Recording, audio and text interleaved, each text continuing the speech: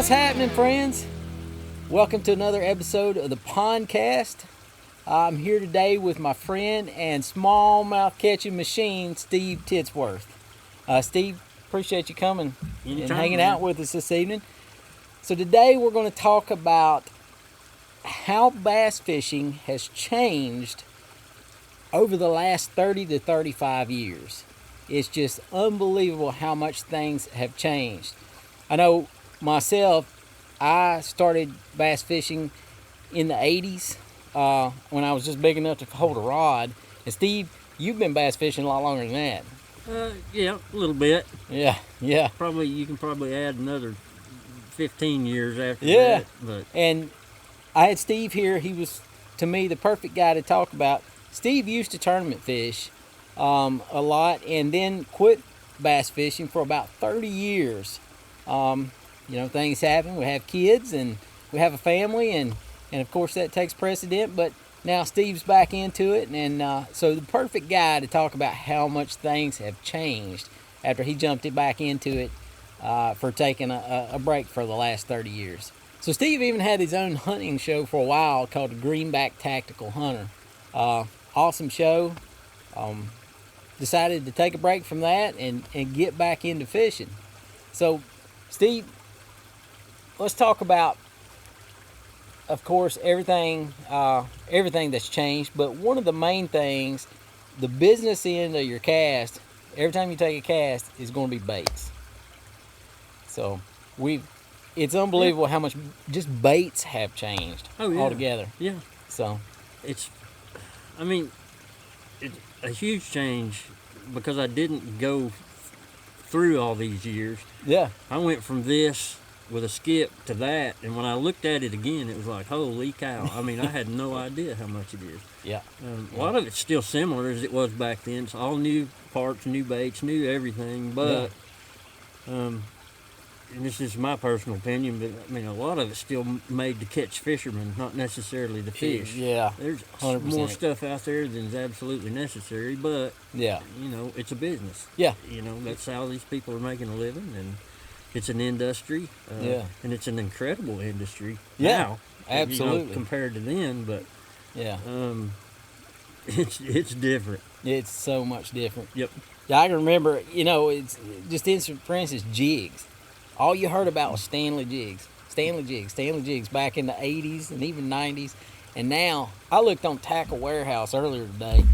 There is just on Tackle Warehouse, there is over 30 different jig companies. I bet. It's unbelievable. It's and a lot crazy. of that I'm still learning. Yeah. Yeah. That was the only jig I used, with the exception of ones I poured myself. Yeah. And a lot of guys back then, they didn't buy any jigs. Everybody tied their own, poured their own, made their own. Yep. Were probably similar, but everybody thought they had the exact one, Yeah. We all came up with one that was the one. Yeah. But yeah, now I don't even know where to start sometimes. Right. I have. I've picked a few that I like that seem to have worked for me, and that's all I use. I don't go too crazy on it. Try not to go too crazy on everything. Yeah, exactly. It's amazing now. Yeah. Well, it's that. I remember me and Dad fishing. It was a Texas rig worm or a jig. It's about all the way through. Yeah. And there's so many different techniques and everything now. It's unbelievable. Even crankbaits. There's so many different crankbait companies, styles of crankbaits. It used to be you had a shallow runner, you had a deep runner, and that was pretty much it. Yeah. So made by I don't know, probably just 2 or 3 main companies back then. Yeah. Like Rebel. Yep. Cotton Cordell, Big O's, some of those back then. Again, guys were making their own. There was some fantastic locally made around. I'm from here, so but balsa baits. Yeah. It did the trick. Yeah. But now, again, I mean, it's astronomical number of any kind of crankbait that you can possibly imagine. Yeah. Even just in the last, actually, some of that stuff I followed, even though I wasn't doing it. I could kind of keep up with what's going on. Yeah. But as I got back into it, dug into it a little bit more, and for me, even just in the last couple of years, and this is something we can get into later, but when the forward-facing sonar stuff comes around too, also crankbaits, there's some really wild stuff going on. Yeah. I mean, right now, currently. Oh, yeah. Yeah. It's amazing. Yeah, it's just unreal. And even, crankbaits and even just all of it, even soft plastics. Yep. There is just like thousands of different soft plastics now. Yep. And I can remember back when I first started fishing, just a curly tail worm, or Yep. I used to think, you remember Man's jelly worm? Man's and culprit. Yep. Were the only two that I used. Yeah. Period. Yeah, me too. Period. Amen. Yep. Yep. Of course, I'm kind of in the same thing now. I'm not buying 10,000 different ones. I've got a couple I like, and Yep. that's where we go. But yeah, Man's was, and they were good. Yeah. I mean, they worked. Yeah. Yeah. Yeah. I've caught so many bass off of a big bass off of a jelly worm. Yeah. And it used to be like a purple with a fire tail or something. Yep. It used to be the color. Yeah. Everybody, and I guess they still do it some now, but so many night tournaments back then, everybody had something with a fire tail. I mean, and you could have 100 boats out there, and all 100 had a black Man's with either a fluorescent or a chartreuse tail on it. Yeah. Yeah. So it was up to the guy to find more fish or catch more fish or whatever. That's right. Now I think people feel like I have to have something different Right. to be able to beat that guy. Yeah. Because this guy gets throwing it, and I've got to come up with something better. Yeah. Yeah. Yeah. And that's part of the fun for a lot of people. Right. I don't fish many tournaments anymore, so it's just more about having fun and catching fish. That's right. Over anything, but that's part of the fun. Yeah. And I think that's what's fun about the tournaments is, some people don't even think that they can, will, or even want to so bad to win. Yeah. It's a fun thing that I Exactly. might. And, Yeah. It's exciting. Yeah. And so I guess that's why they do it. Yeah. What competition too? I'm a very competitive guy, and Oh, yeah. I like to. A lot of guys are. I fish harder when I'm fishing a tournament than I do any other time, just because it's the competitive nature of it. Yep. But yeah, and you hit the nail on the head. There's so much stuff now that it's about catching the fishermen rather than catching fish. Yep. It's the industry. Yeah, 100%. 100%. And it may be going off your track here, but I mean the industry. I mean, and that's when you start getting into the boats and motors themselves, and more importantly, probably the industry of the electronics now, and again the forward-facing sonar stuff, and it's about making money. Yeah. And I appreciate and applaud them. I have no problem with it. Yeah. But some of it is about the industry more so than actually catching the fish. 100%. Yeah, 100%. Everybody's looking at how they can make a leg up now. Yep. And make a dollar. Even rod and reel companies. The rods and reels now, I can remember, I still have a Abu Garcia, I think it's a 4600. Oh yeah. That my dad. Old level wind. Yeah. Yep. That he had for years and years. He had ever since I was a little kid. I still have it. And what? It'll still catch fish. Exactly. It'll still catch fish. And it's just, I remember Daiwa coming up with one that you could twitch it. You could hit a button on it, and it would actually make the spool just kind of twitch, just to sit there and twitch a jig. Yep. You remember that? Yep. And it's crazy. It's crazy how much just things have just evolved over time in the technology. Oh yeah. So, it's nuts. yeah. I mean, what do you think about now to then in the technology, or is it better, worse? Is it? Well, it's definitely, I think so, as far as, we'll say, reels, for instance. Right. Reels, for instance, I think they become better to cast, and I think that's great for the kids. You got all these high school bass tournaments and stuff now, which is unbelievable. I wish I had that growing up. Yep. We didn't have anything like that growing up. And I tried to actually get my kids to fishing for a while, and they fished one year, and They were done Yeah. after that. They just want to go fishing, which is cool. Yeah. Nothing wrong with that. But I think it's great to get that younger crowd because, I mean, you some of the reels now, it's so much easier for them to cast. And so I think that's great. Now, some of the newer technology, and it's something I'm going to talk to you about here shortly, the forward-facing sonar, that's a very controversial subject. I think it takes, I don't know if I want to say skill out of it. It doesn't really take, you still have to have skill to use it. Right. And you still have to have skill to catch the fish. But I think it takes some of the fun out of it to have too much of that. Right. Because it used to be who is the better fisherman, and now it's almost like who is the better at reading that forward-facing sonar. Yeah, and to a certain degree, you're putting right. that bait in front of the fish. Yep. That's just my opinion. Right. But yeah, I think some of the technology is good. I'm a big Z-Man guy. I like the Elastec. Yep. And it's made a believer out of me. Yep. You know, because some baits, for instance, a yum dinger. Yep. You catch one fish on it, it's about done. Yep. It's about There's done. a lot of them that way. Yeah, yeah. But you can take some of the Z-Man But if it stuff. really and catches the fish well, that guy will take 10 bites a day, throw it away. He'll buy a whole lot of packs of them, and they'll get rich, making money on it. But if it doesn't catch fish, it's not going to work out for him. Yep, that's a very good point. But I have found myself with the new stuff, the Z-Man stuff, it works. Yeah. And I don't tear them up over it. I might catch 10 fish before I've got to take it off. Yeah. You know, yeah, so that's 100%. a good deal. Yep. That's a winner in my book. But, yeah, 100%. Yep. 100%. It's like some of the reels you were talking about. Well, just for instance, like the Shimano's, the original Bantams. Yeah. I tell you how good they were. Is I've still got 10 Bantams Yeah. that are over 30 years old that'll still work, still catch Yeah. fish. They were built so tough, they were so good.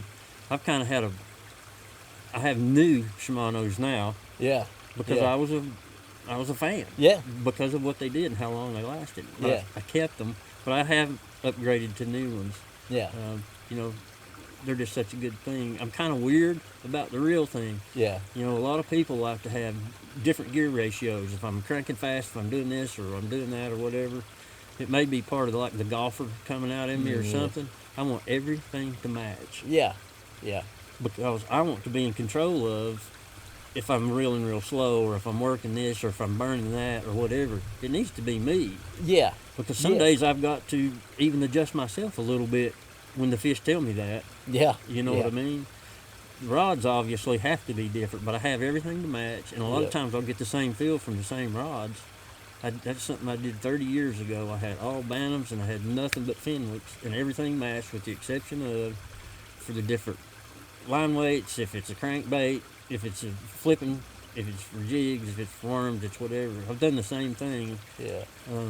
There's a million things out there, but I went straight back to the Shimano as far as all my reels, and every rod I've got is either a Daiwa for some of them and Shimano for the other. Yeah. But it's stuck to the same thing of my old habits. I played with a few, but that stuff's still good. Yeah. And that's not because it's the best. That's what I liked. Right. Right. Right. And it was comfortable, and they almost felt the same as they did 30 years ago, except a little better. Yeah. So, and I'll see if these will make, if I live that long, I'd like to see if these new Shimanos make it 30 more years. Yeah.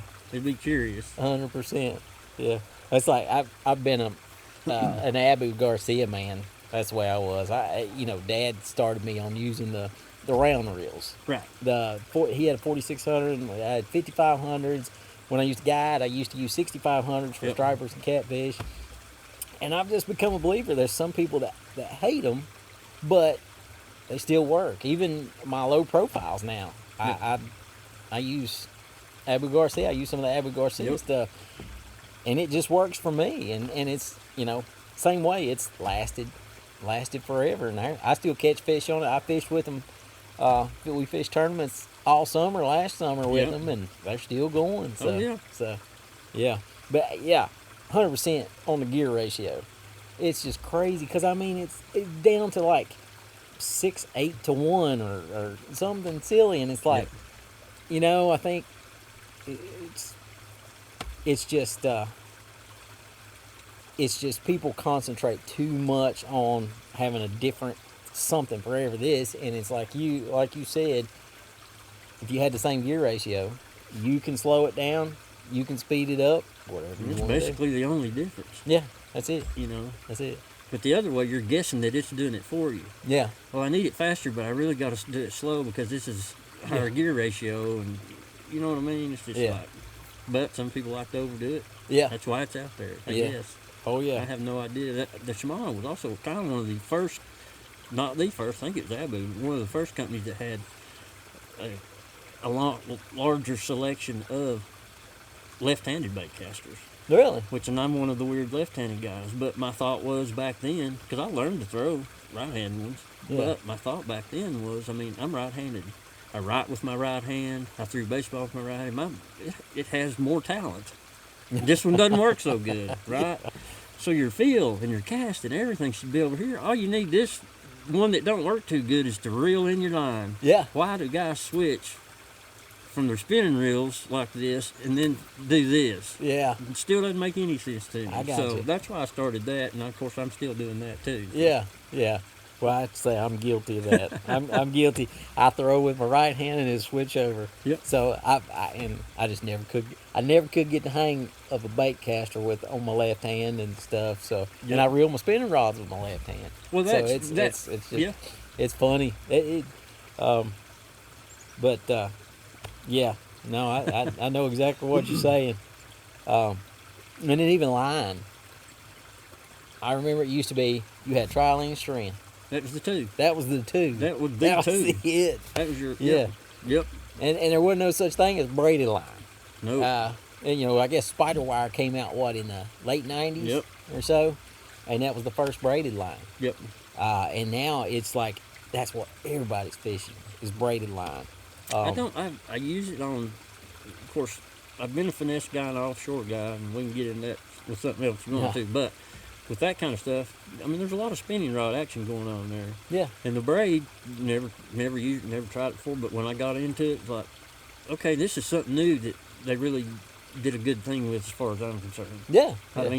That works. I like it. But I absolutely will never put it on a bait caster. Yeah. I've tried that. It's like, nah, I'm not going there. Yeah. Yeah. Because, even the line these days is so much better. Oh, yeah. 100%. Than back then. Yeah.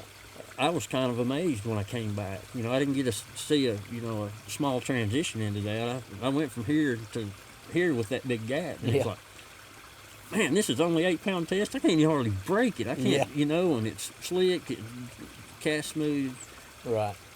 8-pound line now also, the diameter is smaller than it was back 30 years ago. Yep. That kind of stuff. So, again, a lot of stuff they've done great things with. Big strides, but some of it may not be that much different. I just see some old ones that come back that become popular, and I'm going, well, heck, I had them back 30 years ago, buddy. Yeah. They just got a new name on it, but that's the same thing. Yeah. But a lot of it, is a big stride into something else. I guess the technology behind the things that they can make and build and whatever, a lot of it's amazing. Yeah. Oh, yeah. You a fluorocarbon guy? Yep. Yep. Yeah. I was, I went, one of the boat dealerships I used to work at, we were a sporting goods store too, and there was one of the reps for Seagar sold me on it. That's I made little notes here, but because I forget things all the time. But you can see on here, that's my main line. I Seagar? love that stuff. It's a little pricey, but it's what's good. Yeah, absolutely. I didn't learn it until kind of the first year I was coming back. My wife actually took me for a late birthday. We went up north and both of us fished on St. Clair. Yeah. And the guy took me, had the Seagar up there. And I tried it out. So this stuff is absolutely amazing. This is the first thing I bought when I got back to Tennessee, and I switched all my stuff over. But it's fantastic. Yeah. I think fluorocarbon definitely makes a big difference. Mm-hmm. It's just and there's probably other good ones out there. It's just the one I tried, but there's so many of them developing that now as well that I bet there's all kinds of good stuff out there. Yeah, 100%. Sorry, I got to look at my notes here. So, let's get into, and I don't know if you've been following any of the forward-facing sonar controversy stuff.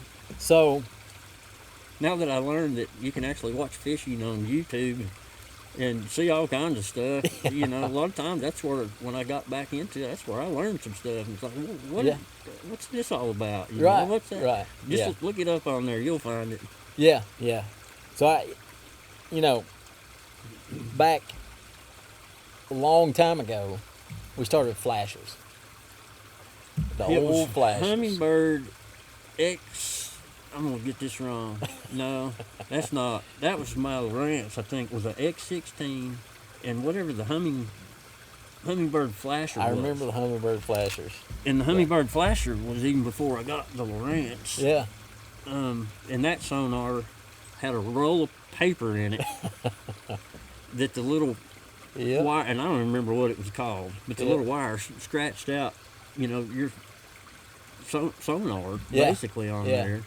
And that was the bomb. Oh, yeah. It got into what was LCD later, that you could actually, in your sonar, it would create that arch for your fish or whatever. Well, this was drawing it on there. And if I saw something good when I got home, I could draw a couple lines, and then I'd cut that section out, I'd put it in a little book. Yeah. Just to go off on something else here real quick, but back then all we had were paper charts. Yep. I'd lay them out on the kitchen table. That was back when I was young, and I was really obsessed with this, in the tournament fishing world and all that kind of stuff. And I would take that thing, and it was hard to unfold it and get it wherever. So, just for instance, the lake closest to me, Tellico down here, I would cut it into this creek channel, into this creek, and then section A, B, C of the main channel, and I'd find me a folder deal, and I would glue it into a book, and then I'd start taking notes. And I could take those spots out of that Lowrance, mark it on there, and I'd have to, right there, that's where, it was stupid, but that's great. But that's what worked back then. Yeah. Yeah. It was pretty weird. Yeah. There was no such thing as GPS and charts and stuff. No waypoints. No, not and at all. If you happened to be, and there wasn't a whole lot of us back then, and I wouldn't even have to say the names, but I bet anybody listens to this from back in those days, they're going to name the 3 guys that were offshore guys, and I was one of them. Yeah. And, I would have lots of extra rolls of fishing line and weights. And when you'd find it by maybe see a little bit to see a hump or a spot or a tree or whatever it was out there in the middle of nowhere, you feel for it and fish it from every angle, and I could get it lined up, and it's like right there's where that drop off is or whatever. Yeah. And I could get on top of it and feel it, and when I did, I'd drop a weight, some line, and I might have a piece of styrofoam that big that nobody would ever find. And then you could triangulate, and I'd line up that thing all the way on the other bank, and this one all the way on this bank, and then one somewhere in the middle. And then I'd get out there and cruise around, and I'd look for my little bobbing thing, and that's how we fish. Yeah. And try to hide it from everybody else. Yeah. Well, today there's no hiding. No. Not at all. It's open to everybody now. That's right. But a lot of people go by what I like to call the bent pole pattern. Yeah. So they ride around till they see somebody's got a bent pole. Yep. And then they're hitting their GPS and just marking that spot. Yep. So yeah, it's it has changed so much.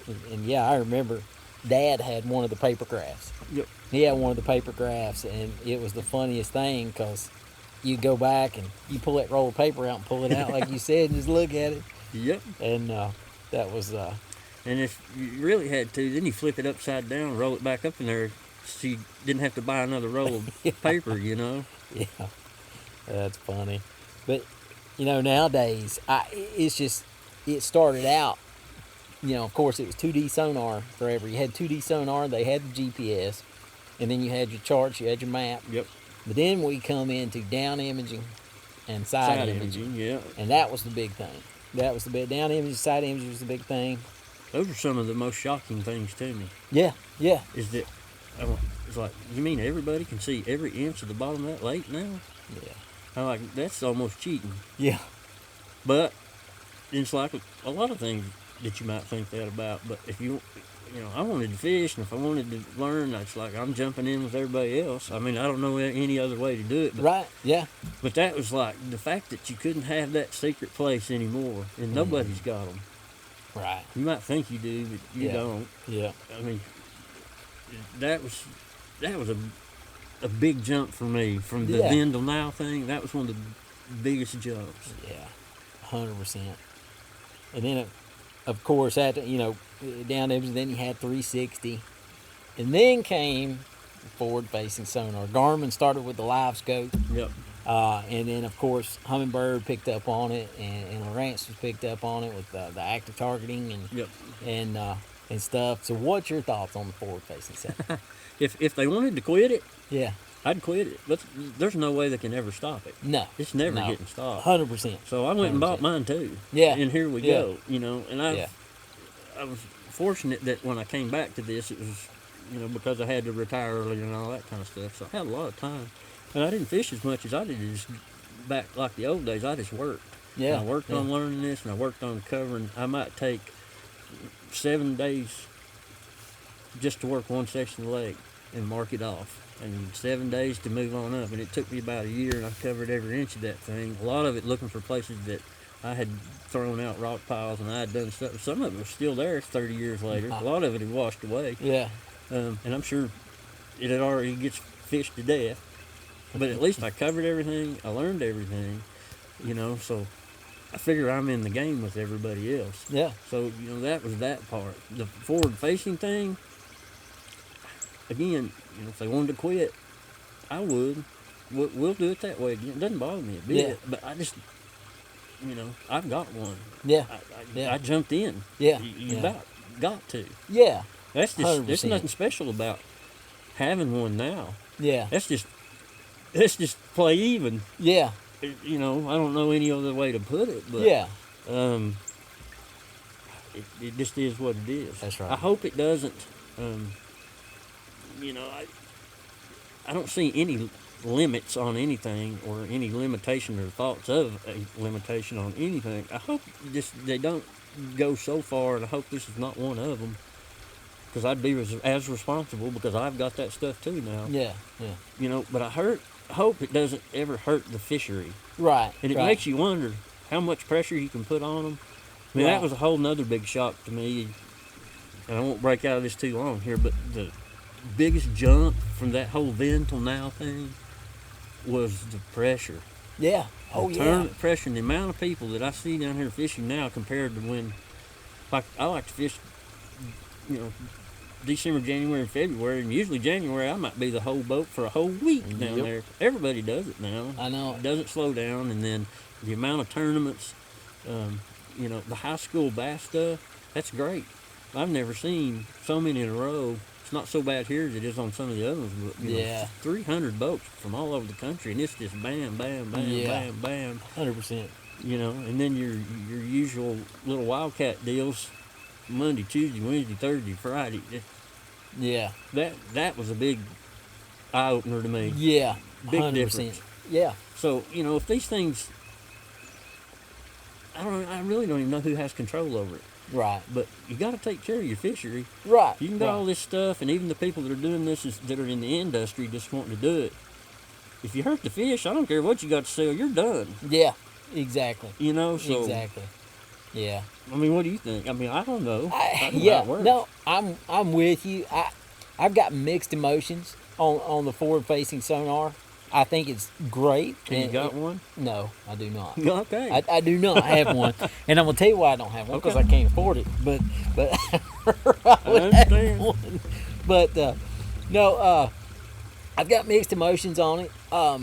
There's part of me that's like, the technology is great and it's awesome. I love to see new technology coming out, and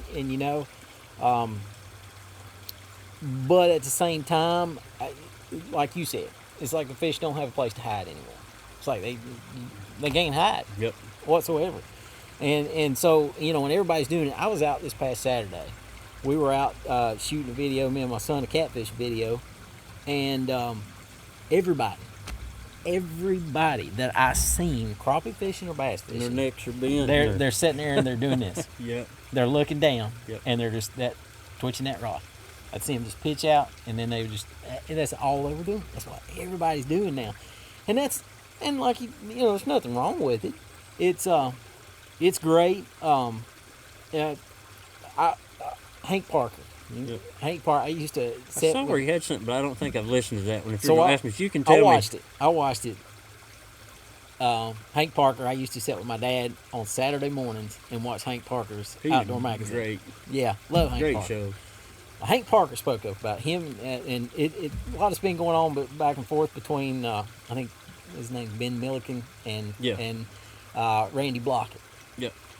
So Randy's super fired up about it. he is super fired up about it. So Hank Parker and Randy Blockett are pretty good friends.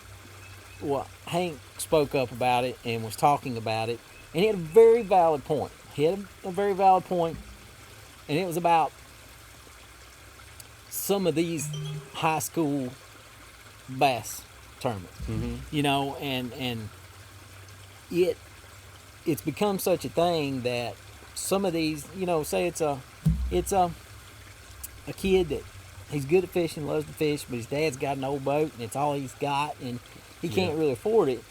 It makes it an unfair advantage. The pros and everything. Oh, absolutely. The pros in those big tournaments and everything, they're sponsored. Yep. Most of them. They get their electronics, but the little guys like that, I think it hurts them and kind of puts the other guys at an unfair advantage. Absolutely. Now, with that being said, it can make them a better fisherman. Yep. It could just straight up make these guys that don't have the forward-facing sonar, Right. because that's what they got to compete Right. against.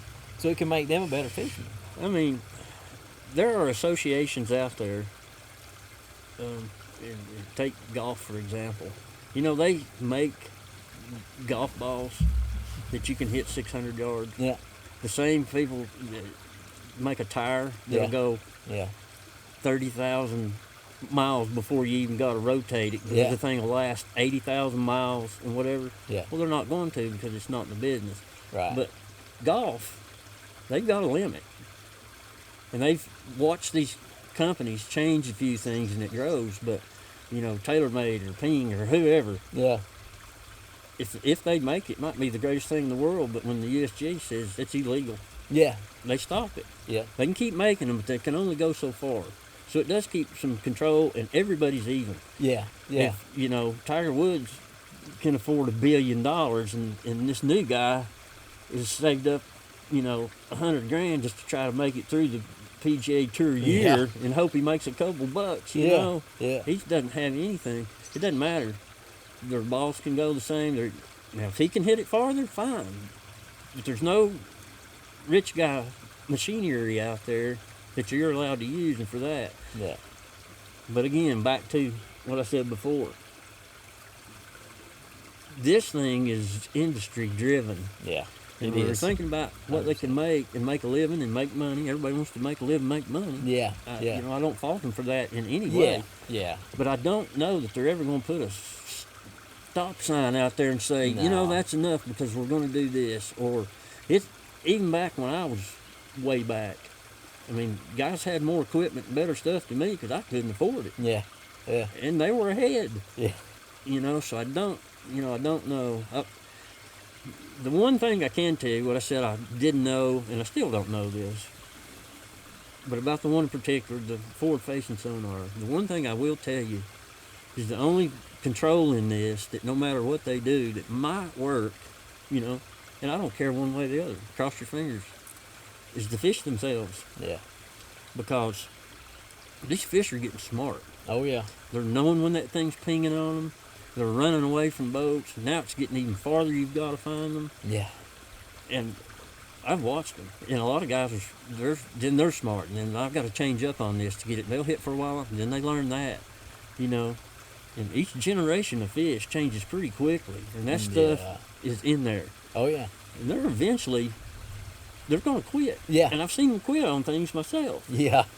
They just know. Right. So then it's back in the human's court, and Yeah. he's got to come up with something new to be able to catch them again. So they might keep themselves up, and I hope that works. Yeah.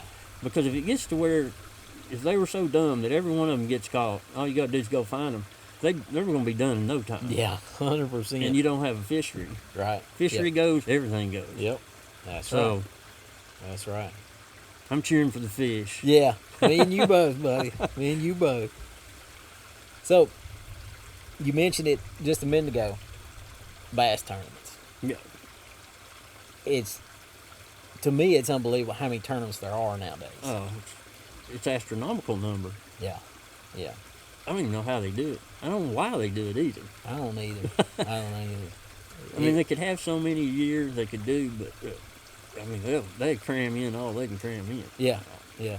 Well, and the amount of fishermen. I mean, every one of these tournaments have fishermen fishing. Yep. Fishing them, I should say. But yeah, it's unbelievable. And then, I remember the Bassmasters. That was it. You used it, and it was pre-recorded. You could watch it, but that was it. Yeah. You know, there were a few early areas that had,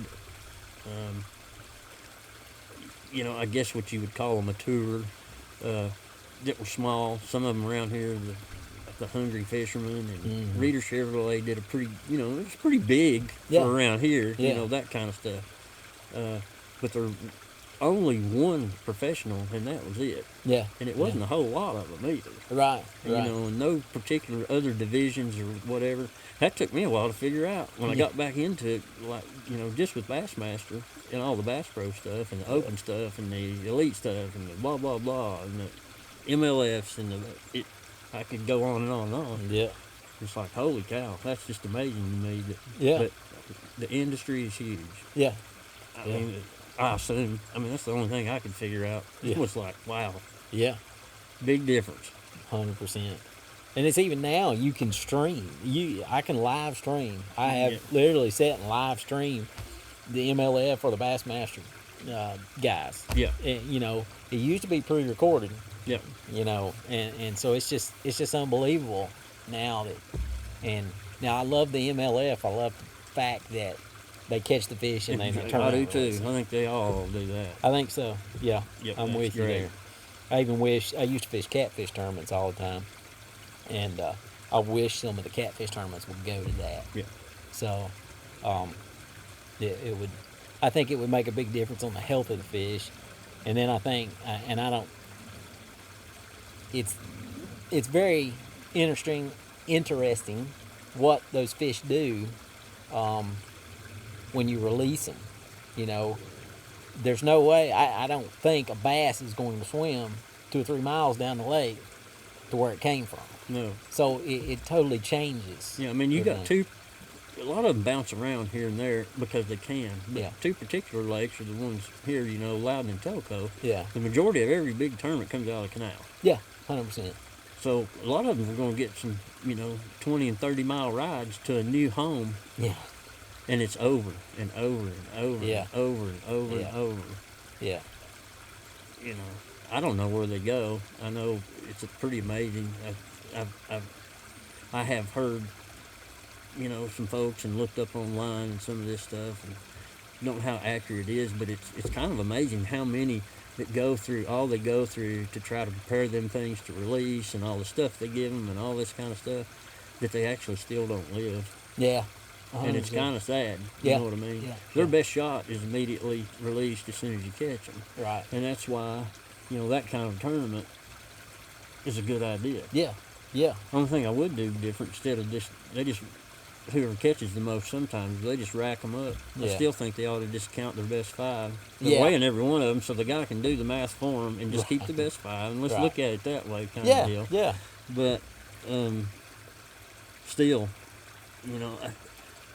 I hear a lot of people talking about that they would miss, the famous Bassmaster weigh-ins, and that's, it's like a parade for them, and you got to have all that. But I don't think that's good for the fish. It's not. I mean, we used to do that. Like I said, I fished a lot of tournaments, but if you wanted somebody on here that was good, way better people than me out there. We had some good fishermen this year. I mean, these guys were good. Yeah. These guys, local guys here that I looked up to, was like, man, these guys can catch them. You know, a lot of that. But those things I can remember, we were a lot rougher on them even then than we are now. Oh, yeah. I mean, they just get chunked back in, you know what I mean? They didn't have a little extra pool here that had stuff in, then you move them to this, and then when you think they're ready, you know, and settle down, then you release them, you know, straight back in water. Yeah. So people are making some kind of effort to do better is what I'm saying. It was not good at times back then. Yeah. You know what I mean? Or guys just throw them and they can take them home and they're in there cooking them. Yeah. You know, which is fine. Yeah. That's what they're there for, I guess. Yeah. But, yeah. Yeah. Different.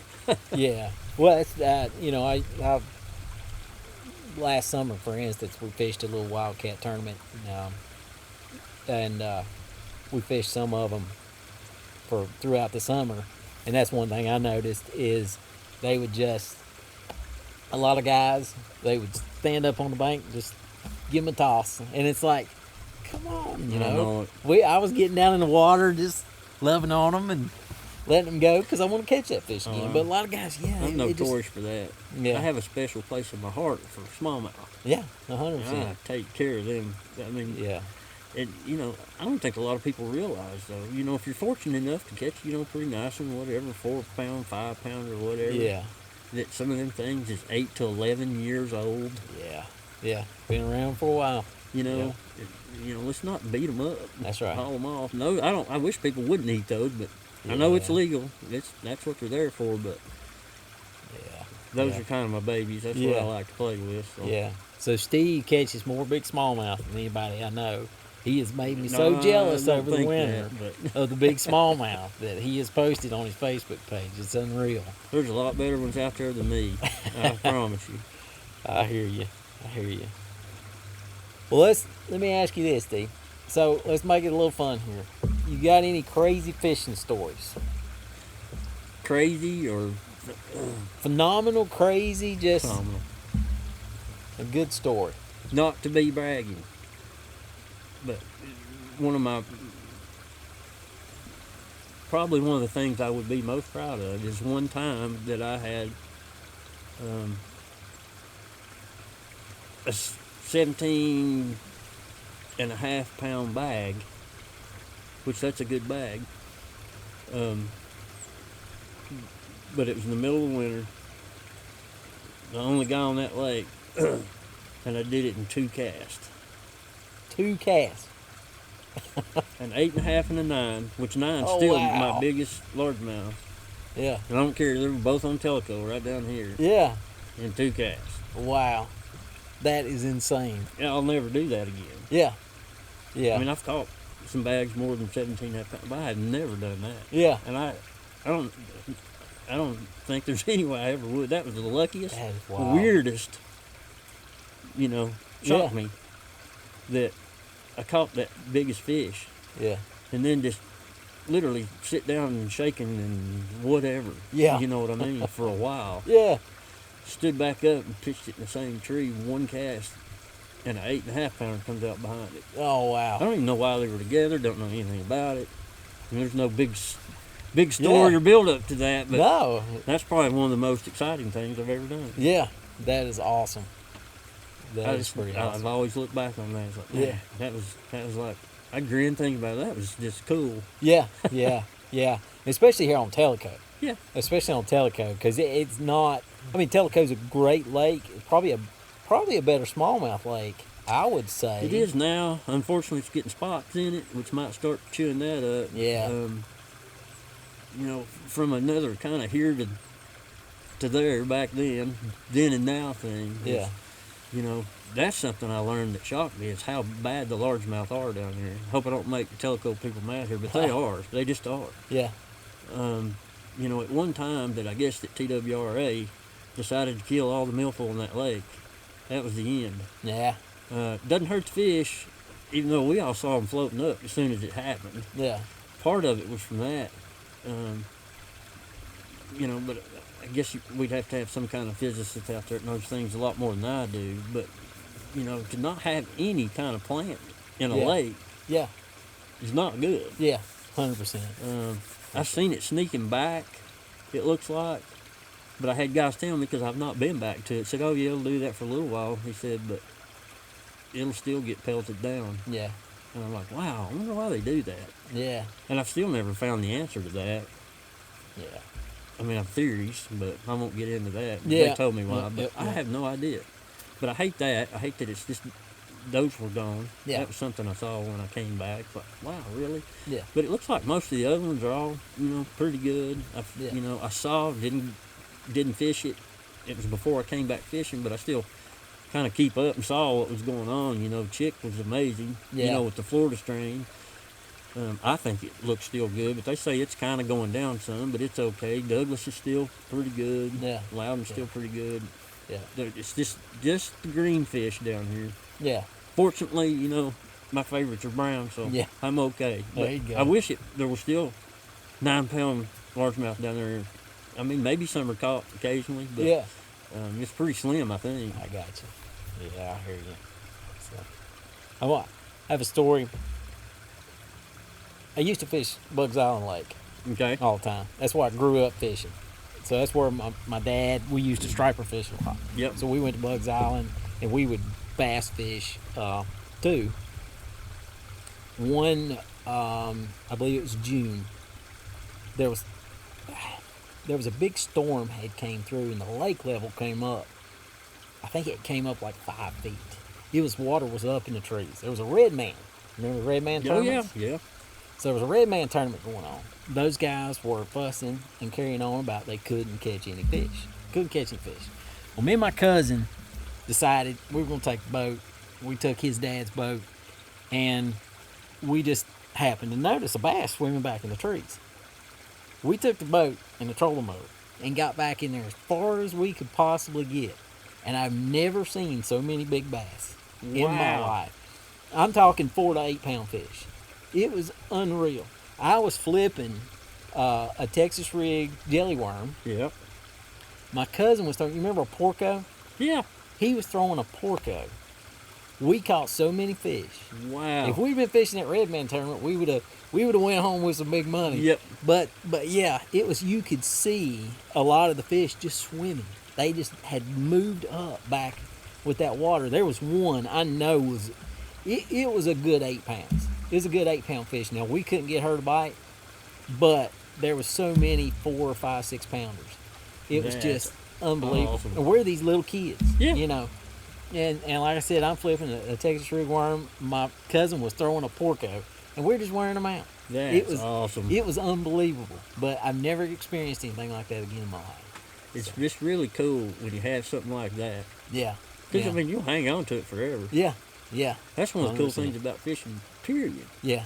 I mean, Yeah. a lot of people that don't fish, I guess they've never experienced that, but the feeling you get of something like that, and you'll hang on to it forever. It's no Yeah. different than a lot of things in life, Yeah. that are cool, but yeah, that's why you do it, right? That's there. right.